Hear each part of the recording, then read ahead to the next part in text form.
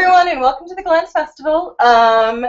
We will be chatting here now on our Ask Gollancz live panel. You won't be able to see me. I'm Jen. I'll be behind the camera.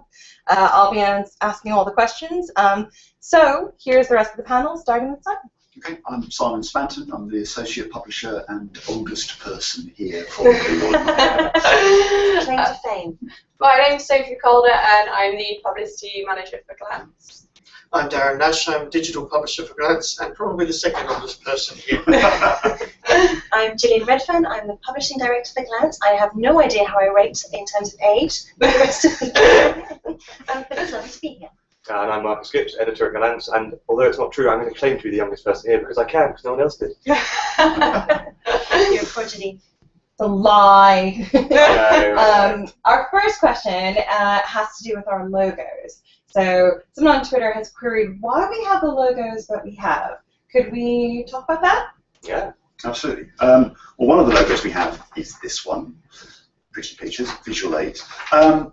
We have this logo because we've always had it. Gollancz started as a publishing company in 1928, published all sorts of things, Daphne du Maurier, George Orwell, and it started publishing science fiction probably in the 50s. And we have this logo, VG, because the man who set up the company was called Victor Gollancz, and that was the logo they came up with. And having a history is a good thing, and this points to that. And it does what it says on the tin. It also means very good. So we have that logo, the VG, on all our trade titles. If it's a hardback or it's a large format paperback, then we use that logo. We have another logo, which is the Starburst, which we use on all our small format paperbacks. And it's a Starburst because back in the mist of time, Gollancz merged with a list called Millennium. Millennium had the Starburst with an M in the middle. And when it became our MMP logo, we kept it, but we put a G in the middle. So it's a genius, lovely little logo. It appears on the lovely little books. And G is for genius. G is for genius. Yes. And Gillian. And Gollancz. And Gillian. And Gollancz. And geeky. And geeky. God, please move on. And we also have the Gateway logo, which, as you can see, is adapted from the Gollancz Starburst G logo. The reason for this is twofold. Firstly, because we wanted to establish an identity for Gateway, but also to reference the parent list, Gollancz. And the second reason is that it was very late in the day that one of us realised, you know what, we need an imprint for this, an imprint logo, and this was really quick to do. So that's the history of our logos, and thank you very much for an awesome question. What's the next question? What we've carefully skipped over there is the discussions we endlessly have about whether we should merge the two main ones. I just throw that one out there. Yeah. We can have a fight. Next question I have is a bit of one I just want you all to debate, which is fast zombies versus slow zombies, guys. Okay, I'm going to vote no zombies because I hate zombies unless they're in Zombies Run, which is brilliant. I think fast zombies that get slower as they rot. Oh, yeah. I'm totally seeing this from, I think it was James Moran on Twitter, but if it wasn't him, it was someone else. He said, they're zombies. They can be fast, they can be slow, they're dead people. They're made up. Some of them are fast, some of them are slow. It doesn't really matter. Unless you're running away from Well, yes, clearly. Yeah. But I'm going to point back to the fictional made up bit. Yeah. So. I'm going to vote with Gillian. No No zombies. Don't like them. Yeah, either no zombies or slow zombies. I think I'd prefer no zombies, but if they're going to be chasing me, I'd rather they were quite slow. We have trouble distinguishing fiction and fact sometimes. sometimes. Yeah. Well, there's a pause. Sam, your keys are wherever you left them. Yeah. If you're on the beach, I'm pretty certain they're in the sand. For those who don't know, that's a reference to Sam Sykes, who was on Twitter and was asked to ask us a question. His question was, Gillian, where are my keys? So they're wherever you left them, Sam Sykes. He also thinks Joe Abercrombie has hidden them, which is more like. Which Well, is you can't trust Joe. We can ask Joe later. Joe may be on a different continent, but still, you know. Right, so your next question is, what role do book bloggers play in selling books? If they don't sell books, what role do they play in the publishing process? Sophie, is that one for you? Yeah, well, I would say that books bloggers play a key role in getting the word out there about new releases, especially in the genre community, and we're very lucky that we've got such an amazing range of bloggers that we work with. I think the digital publicity is really key in genre. I think it's sort of paving the way. I'd say that about 70% of a campaign for a book now is probably online. So I think bloggers are great, and I think some people sometimes ask whether sending a lot of books out to bloggers is capitalising on sales, but that's absolutely not my opinion at all. I think that the more that we can get people talking about books online, the better. I mean, we know now that the main books is word of mouth, and I think blog like that, we don't get major reviews in the papers on a regular basis. I mean, people like SFX and stuff and Amazon do a brilliant job. They're talking to their readers. What we need is that critical mass of people talking about a book, and I think. I think the key to it is that readers look at bloggers as being one of them.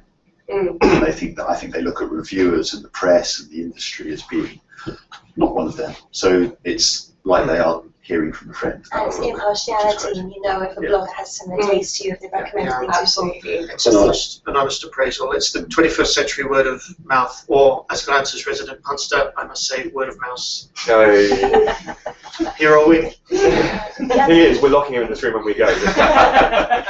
The other awesome thing about bloggers is they go along to events like Nine Worlds or to the Goldsboro event last night, Fantasy in the Court, and they talk up books that they love directly in real life to real people, and then they go away and buy the book on the spot. So bloggers can literally sell books, in addition to often being booksellers. So again, literally selling books. It's fantastic. Right. So next question I've got from you is, how many submissions on average do you read before you find a book you want to publish? How long is a piece of string? Yeah, lots. Hundreds. Yeah. It's probably hundreds. I mean, talking about, how many books do we publish against how many books are we submitted is it's kind of a crazy numbers game, and it would depress anyone who was thinking of sending you a book, because we could sit here and say for every 1,000 books that are submitted, one is published, and people will go away from that thinking, oh my god, I've only got 1 in 1,000 chance at best of getting published, and that's not the case. If you write a really, really good book, it doesn't matter how many hundreds of submissions we've had that year or that month, yours will be the one that gets picked because it's really, really good. So it's not a numbers game like that. It can feel really forbidding when you're on the outside and you hear these numbers being flung around. Feels quite You've just got to remember. Well, yeah, you should see the submissions pile. Be forbidden. Just got that your book is the one that's going to be the one that stands out from that pile, and if you're on top of the pile, it doesn't matter how big the pile is. I mean, one thing I would say is we have an open submissions policy, and all the details are on the Gollancz blog. Follow them, because lots of people don't, and we get these submissions which are just not paying attention to who they're sending them to, and that's a really good reason not to take something seriously, unfortunately, if you can't read the basic rules which we have out there on the website. They're not very arbitrary rules either. It's things like, please send us science fiction and fantasy. Yes. And the historical fiction manuscripts we receive can be brilliant, but we are not the right place to send them in. So I don't think they're particularly stringent guidelines. Although we don't mention the most important, which is slip a 20 quid note between each page. So another question we've got is, are series or standalone novels the best? Why or why not? Interesting. I think we're seeing a bit of a move in the genre towards standalone in places. I think we all know that the fantasy series is the driver of the genre commercially. I mean, you look at your Georges and your Brandons and your Robert Jordans and all those people. But I think there's a bit of a sense that people are looking for something a little bit quicker and something that ends in one. And there may well be a series of standalone in the same world, but you buy your book, you finish your book, you're done. You don't need to wait. I mean, not always, but yeah, I'd say there seems to be a bit of a backlash in fantasy, particularly against the sort of long series where the authors, obviously, they're very long books, so they take a while to write. So when we were at Nine Worlds this weekend, we epic fantasy panel with Den Patrick and Scott Lynch and Elizabeth Bear. And Elizabeth Bear was recommending some standalone books, and every time she recommended a standalone book, there was a massive cheer from the audience. So I think that, although I think there's space for both, I think there is a general movement in fans to wanting something a bit shorter at the moment. I quite like the model that there is, and you know, none of these things are thought about that carefully at the beginning. I'm sure it just sort of gloms together as a way of doing something. But I quite like the model that there is in science fiction, where you have massive series of books like Ian Rankin's Rebus books or Harry Bosch novels from Michael Connolly, where you know there is an overall story arc there, but no fan of those books thinks of starting with the first book and then reading each one in order. You can dive in at any point, and they are genuinely standalone, but they also part not so much of a series, but of a sequence. So you have all the advantages of knowing the world, returning characters, long story arcs, and all the rest of it, but you also have that ability to come in on the 8th book if you choose to, and I think that's a really sort of what nice Benaronovich has done. Yeah. You know. Yeah. What I've always found interesting is that science fiction doesn't do trilogies to the extent that our other main genres do. You have lots of people like Ian Banks or Reynolds writing stories set in the same universe with the returning characters, but you very rarely get a trilogy in science fiction. And I haven't quite worked out why that is. You used to. Yeah, just have it, I think. Yeah. You know, Lord of the Rings Yeah, was have it a in trilogy. Tolkien. You know. Right. So the next question was, what are the biggest misconceptions people have about publishing in SFF in particular? I hope no one thinks we're the man.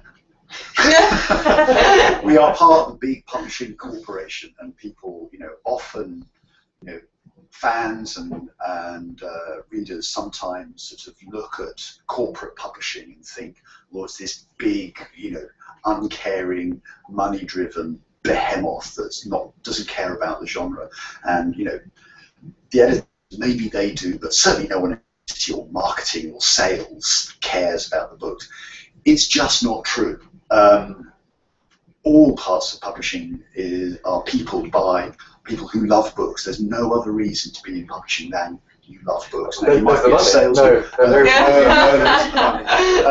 You might be a salesman, you might be a marketer, you might be a publicist, you might be with someone working in production.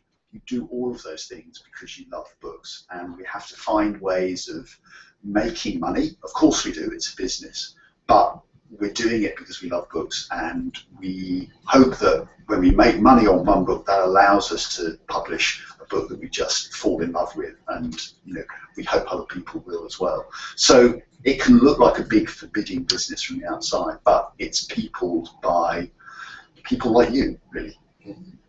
I think that the one that people always bring up to me is how they're surprised at how long it takes to actually publish a book, because they know that we'll deliver it and it's a year before we get the book on the shelves. And I always sort of have to go through, actually there's an awful lot going on that time. We have to have it. We haven't just chosen it arbitrarily because we're a bit lazy.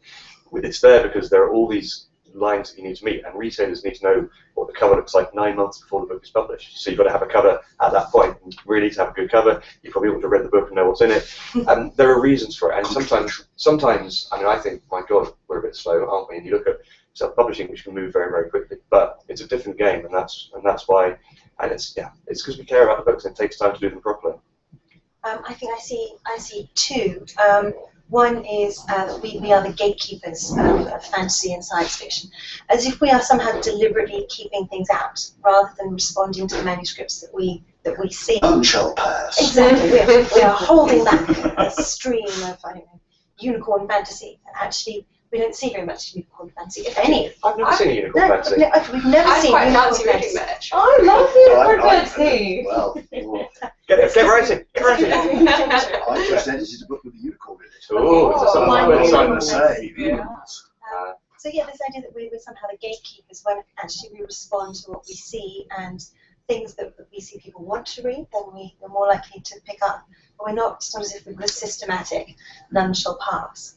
And the other one that comes up is that somehow we edit books and make them worse. comes up occasionally. Yeah. That we've taken all the good bits out, so we've said to the author, this was a fantastic point, so cut this entire scene.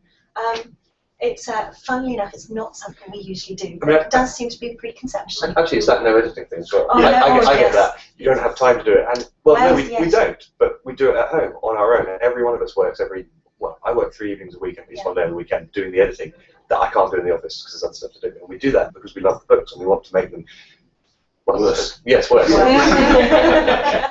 but then I guess the other thing is personal taste. You know, what we all have different tastes and we buy different books, and that's part of the benefit of having arranged editors is you get that multiplicity of viewpoints. Multiple gatekeepers. I mean, sorry, multiple people responding to manuscripts. Sneaking through the gate over here, do you need Quality to sign that I one? thought you said cake eaters. Oh, For that, yeah. definitely cake eaters.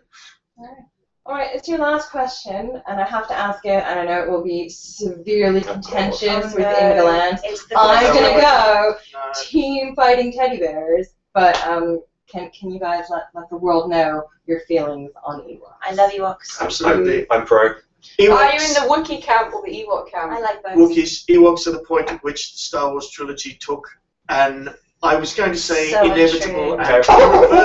and irreversible dive into the mud pile Terrifying, of critical killing teddy content. bears. But I will hold Simon's judgment. maintaining a very dignified, stony silence. His lips pressed firmly together.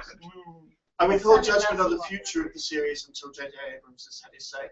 But there are, for the record, 2.5 really good Star Wars films. Well, we could be here for a Death while. to Ewoks. What Darren said turned up to 11. So 2 versus 3, Ewoks win. So this is See if you can pick the 2 people who Who feel are that their old. childhood is and I'm gonna wrap it up because this literally could devolve. We've had We've had this conversation an awful long time. Yeah. I want to thank the people who are off camera who you can't see. Alex Crow, who's put together so much of this digital festival, especially on the technical side, and Marissa Hussey, who has been incredible, and Hannah Atkinson, who's tweeting away.